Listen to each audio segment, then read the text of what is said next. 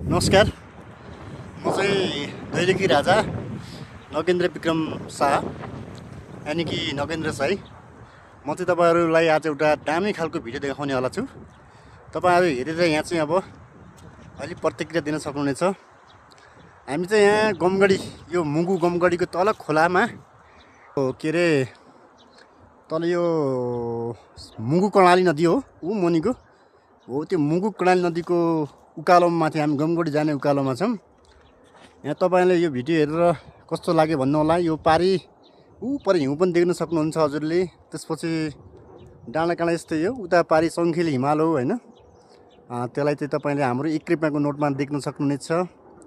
अनि अरू कुरा चाहिँ यो अब यो सल्लाहहरू हो, यो सानो खालको सल्लाह छ, यसलाई अब के भन्ने हामी। अनि हस्पिटल चाहिँ ऊ पारी छ, यो सल्लाहको रूपमा त पारी माथि गमगढी छ। त्यहाँ एउटा जनस्वास्थ्यमा काम थियो, त्यही भएर म त्यहाँ एकछिन गएर फर्केको हो। तपाईँहरू यो अब भिडियो कस्तो लाग्यो तपाईँहरू हेरेर प्रतिक्रिया दिन सक्नुहुनेछ साथीहरू होइन।